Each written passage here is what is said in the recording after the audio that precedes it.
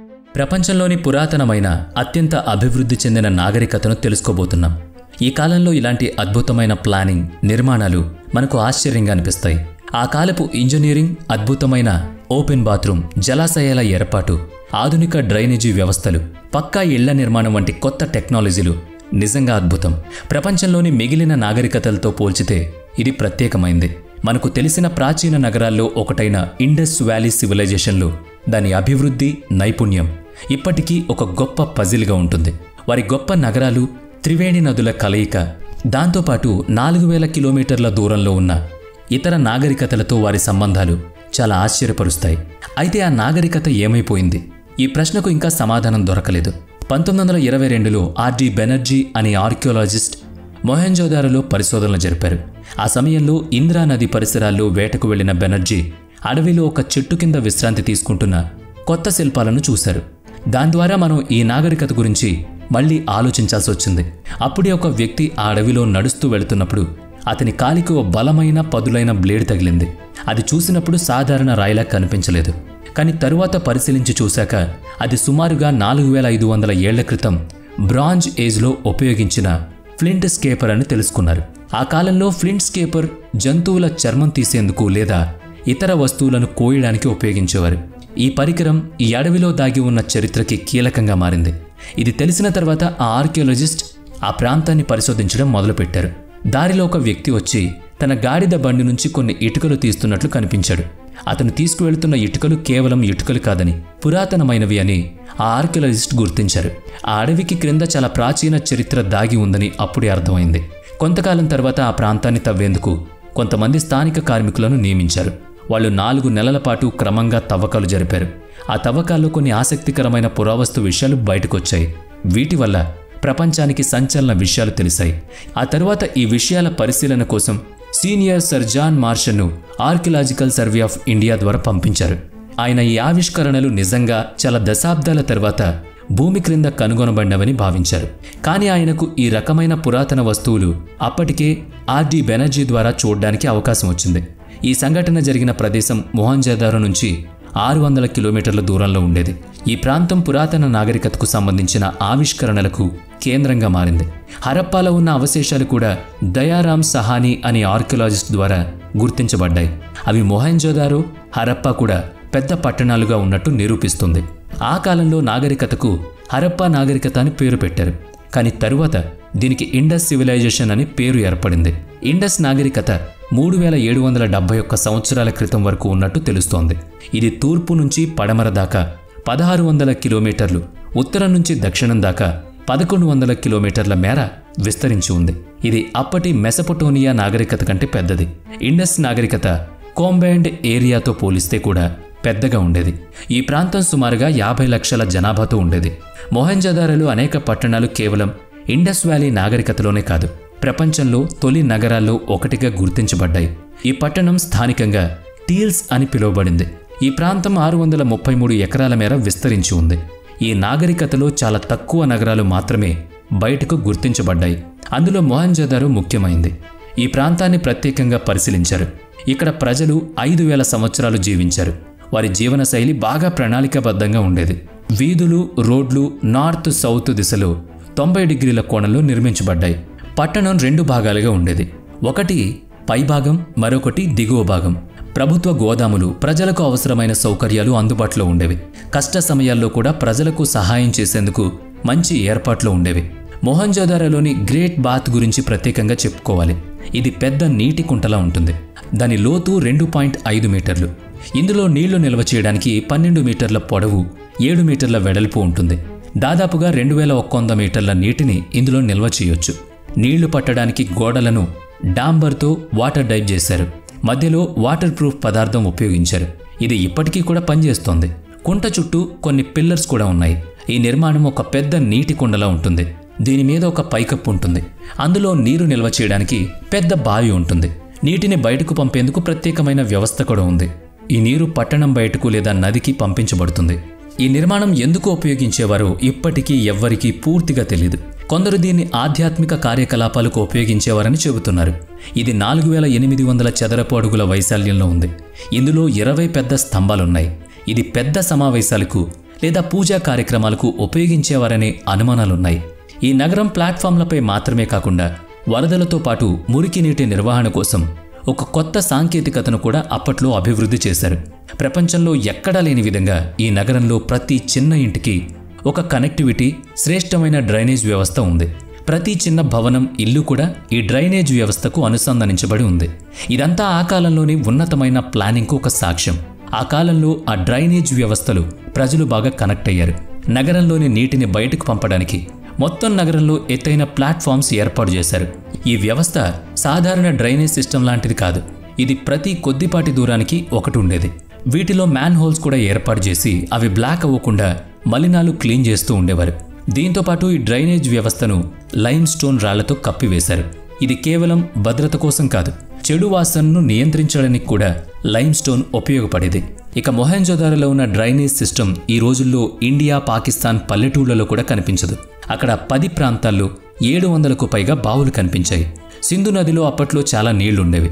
అక్కడ పెద్ద బావులతో పాటు చిన్న చిన్న బావులు కూడా ప్రతి ఇంట్లో ఉండేవి. ఎక్కువగా ఇళ్లలోనే మార్కెట్లు, ఇండస్ట్రియల్ జోన్ల కోసం ప్రత్యేకంగా ఏర్పాటైన మార్కెట్లు ఉండేవి.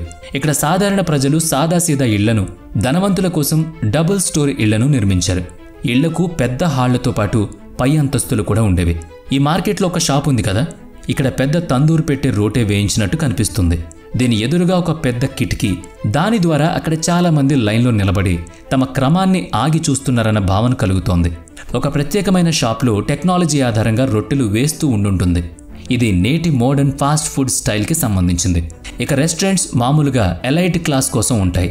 కానీ ఇక్కడ ఒక భవనంలో ఒకవైపు మట్టితో నిర్మించబడింది, ఇంకోవైపు బయట భాగం రాయితో ఉంది. ఈ భవనం ఒక ప్రత్యేకమైన తీరులో తీర్చిదిద్దబడింది. అక్కడ అపురూపమైన ఇటుకలతో విభిన్నమైన పద్ధతుల్లో దీన్ని నిర్మించారు. గోడల్లో 5000 సంవత్సరాల క్రితం వస్తువులు కనుగొన్నారు. అవి తుపాకీలా కనిపిస్తాయి, కానీ మట్టితో తయారు చేసిన సాధారణ బొమ్మల్లాంటివి. ఒక ప్రకృతి విపత్తు జరిగి అది ఆ ప్రాంతాన్ని పూర్తిగా నాశనం చేసింది. అక్కడ 37 అస్థిపంజరాలు కనుగొనబడ్డాయి. వాటిలో 14 అస్థిపంజరాలు రూమ్ నెంబర్ 74 నుంచి వచ్చాయి. కొన్ని అస్థిపంజరాలు విరిగిపోయి ఉన్నాయి. తలలు, చేతులు, కాళ్ళు పూర్తిగా లేవు. కొన్ని భాగాలు దెబ్బతిన్నాయి. ఈ అస్థిపంజరాలు మ్యూజియంలో ఉంచబడ్డాయి. కానీ ప్రశ్న ఏంటంటే, ఒకే గదిలో ఎంతమంది శవాలు ఎందుకున్నాయి? వీరు ప్రమాదంలో చనిపోయారా, లేక మరణించిన తర్వాత అక్కడ ఉంచబడ్డారా? ఈ విషయం తెలుసుకోవాలి. ఇప్పటికీ ఈ సన్నివేశం బ్లాక్ అండ్ వైట్ ఫోటోల్లో అందుబాటులో ఉంది. ఇక్కడ ఇళ్ల మధ్యలో ఒక చిన్న వీధి ఉంది. దాన్ని డెడ్ మ్యాన్ లేన్ అని పిలుస్తారు. ఈ ప్రదేశంలో ఒక ఆసక్తికరమైన గది ఉంది. అక్కడ నేలలో ఇటుకలతో చెక్కిన ప్రత్యేక హోల్డర్స్ ఉన్నాయి. ఆ హోల్డర్స్లో పెద్ద పాత్రలు లేదా వంట సామాగ్రి ఉంచేవారు. ఈ గదిలో ఒక చిన్న త్రోవ కూడా ఉంది.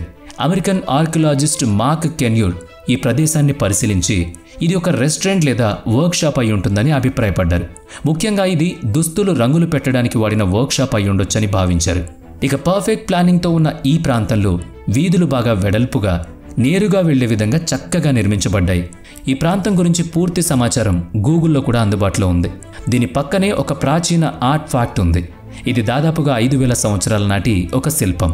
ఈ 2 శిల్పాలు కొంతకాలం వరకు ఆర్కియలాజికల్ సర్వే ఆఫ్ ఇండియా ప్రధాన కార్యాలయం న్యూఢిల్లీలో ఉండేవి. కానీ 1970లో పాకిస్తాన్ అధ్యక్షుడు జుల్ఫికర్ అలీ భుట్టో భారత ప్రధానమంత్రి ఇందిరాగాంధీని సంప్రదించి 2 విగ్రహాలను పాకిస్తాన్కు పంపాలని అభ్యర్థించారు. అయితే ఇందిరాగాంధీ అతన్ని డాఫింగ్ గర్ల్ విగ్రహం ఇవ్వలేము, కానీ మౌలావీ సాహెబ్ విగ్రహం తీసుకువెళ్లొచ్చు అని సమాధానమిచ్చారు. అప్పటినుంచి డాన్సింగ్ గర్ల్ నమూనాని కరాచీ మ్యూజియంలో ఉంచారు. అసలు విగ్రహాన్ని రక్షణ కోసం దాచారు. మొహంజోదారో ప్రాంతంలోని ప్రజలు టాలెంటెడ్ ఆర్టిస్టులు మాత్రమే కాదు, టెక్నాలజీని కూడా ఉపయోగించారు. కొత్త కొత్త ఆవిష్కరణలు చేసి వ్యవసాయానికి ఇండస్ నదిని ఉపయోగించారు. ఇక్కడి నేల బాగా సారవంతమై ఉండడంతో గోధుమలు, జొన్నలు, విత్తనాలు పండించేవారు. అలాగే అరటిపళ్ళు, కర్బూజా, మటర్ పంటలు పండించేవారు. అయితే పత్తి పంట చాలా కీలకమైంది. వ్యవసాయం బాగా అభివృద్ధి చెందడంతో ఆ కాలంలో ప్రజలు ఎంతో సమృద్ధిగా జీవించారు. ఇక్కడ బిల్డింగ్ కోసం ఇటుకలు తయారు చేయడం, సూర్యకాంతిలో ఆరబెట్టడం వంటి పద్ధతులు కూడా వాడుకలో ఉన్నాయి. ఒకప్పుడు ఇది మొత్తం దట్టమైన అటవీ ప్రాంతంగా ఉండేది. అక్కడ వనరులతో చాలా వస్తువులను తయారు చేశారు. టన్నుల కొద్దీ కలపను తగలబెట్టి బట్టలు, ఇతర వస్తువులు తయారు చేశారు. పూర్వకాలం నుంచి ఇక్కడ బంగారం, బ్రౌంజ్, వెండి వంటి వస్తువులు దొరికాయి. ఇవి నాగరికత గురించి తెలియజేశాయి. ఇవన్నీ అన్ని ప్రాంతాల్లో ఒకే విధంగా ఉండేవి. దీనివల్ల వ్యాపారం ఈజీగా ఉండేది. బరువులు సమానంగా ఉంటాయనే నమ్మకం ఉండేది. వీరి వ్యాపారం, ఆర్థిక వ్యవహారాలు చాలా శ్రద్ధగా ఉండేవి. అప్పటి మనుషులు ఒకరితో ఒకరు వస్తువుల మార్పిడి చేసుకునేవారు, లేదా ఒక్కోసారి బయట ప్రపంచంతో కూడా సంబంధం ఉండేది. జాన్ మార్షల్ అనే శాస్త్రవేత్త హరప్పా, మొహంజోదారో వంటి పురాతన నగరాలు కనిపెట్టారు. 1924 సెప్టెంబర్ 20న ఇలస్ట్రేటెడ్ లండన్ న్యూస్ పేపర్లు ఈ విషయాన్ని ప్రపంచానికి తెలియజేశారు. వెలీ ప్రాంతం నుంచి కార్నేలియన్ రాళ్లు ఈజిప్ట్లో కూడా దొరికాయి. నిపుణుల అభిప్రాయం ప్రకారం ఇవి మొదట సింధు నాగరికత వారి దగ్గర నుంచి వచ్చాయి. సింధు నాగరికత నుంచి మెసపటోమియా, అక్కడి నుంచి ఈజిప్ట్కు ఈ వస్తువులు తీసుకువెళ్లారు. ఆ కాలంలో సింధు లోయలోని ప్రజలు ఎంతో నైపుణ్యంతో కనిపించేవారు. అందుకే వారి పనిని అంతర్జాతీయంగా గుర్తించారు. మెసపటోమియా, ఈజిప్ట్లో దాదాపుగా 500 సంవత్సరాల క్రితం ఈ వస్తువులు వచ్చాయి. వాళ్ళు అద్భుతమైన రాళ్లను, బ్రాస్లెట్స్, బిడ్స్ వంటి వస్తువులను కూడా ఎగుమతి చేశారు. వీటిని చూసినప్పుడల్లా సింధు నాగరికత ప్రజలు ఆ కాలంలో ప్రపంచంతో సంబంధాలను కొనసాగించారని తెలుస్తోంది. ఈ విషయానికి సంబంధించి మెసపటోమియాలో ఒక ఆసక్తికరమైన కథ ఉంది. అక్కడ ఒక రాజు తను విదేశీ ప్రాంతాలకు తన నౌకలను పంపించాడని టాబ్లెట్లపై రాసి ఉంది. అతడు దిల్మన్, మెలుహా ప్రాంతాలకు వస్తువులను పంపి అక్కడ వారితో సంబంధాలు కొనసాగించాడని తెలుస్తోంది. పాశ్చాత్య గల్ఫ్ ప్రాంతానికి విలువైన వస్తువులు తీసుకువెళ్లడాన్ని కూడా గుర్తు చేశారు. ఆ కాలంలో గుజరాత్ నుంచి కర్నేలియన్ రాళ్లు, చెట్లు, ఏనుగు దంతాలు పంపించేవాళ్లు. ఇక్కడ భూమి మొదట మెసపటోమియా ప్రాంతానికి చెందిందిగా భావించారు. ఈ ప్రదేశం ఇప్పుడు దుబాయ్ ఈస్టర్న్ పాయింట్లో ఉంది. ఇక్కడి నుంచి మెసపటోమియా ప్రాంతం మొదలయ్యేది. ఇండస్ ప్రాంతానికి అనుసంధానమయ్యేది. పురాతన కాలంలో ఇక్కడున్న నదీ మార్గం ఇరాక్ వరకు చేరుకునే 2000 కిలోమీటర్ల పొడవైన మార్గంగా ఉండేదని తెలుస్తోంది. మొహెంజోదారో, ఇండస్ నది సాంస్కృతిక చరిత్రలో చాలా ముఖ్యమైన ప్రదేశమని అనిపించింది. ఇక్కడ స్క్రిప్ట్ల గురించి చూద్దాం. ఇండస్ స్క్రిప్ట్ ఇప్పటికీ డీకోడ్ చేయబడలేదు. వీటిలో మొత్తం 419 అక్షరాలున్నాయని భావిస్తున్నారు. కొన్ని ఇంకా సరిగ్గా అర్థం కాని అంశాలుగా ఉన్నాయి. కానీ ఈ రాతలు ఎడమ నుంచి కుడికి కాకుండా కుడి నుంచి ఎడమ వైపు రాయబడ్డాయని తెలుస్తోంది. ఇండస్ స్క్రిప్ట్ గురించి తక్కువ సమాచారం ఉన్నప్పటికీ ఇది పురాతన కాలపు గొప్ప నాగరికతకు చెందిందని నిర్ధారణగా చెప్పవచ్చు. ఇక మొహెంజోదారోలో కొన్ని మానవ అవశేషాలు మాత్రమే దొరికాయి. అంటే ఈ ప్రదేశం ఒకేసారి విడిచిపెట్టబడింది. ఈ నగరం 633 ఎకరాల విస్తీర్ణంలో ఉండేది. కానీ ఇప్పటి వరకు కేవలం 10% మాత్రమే తవ్వకాలు జరిగాయి.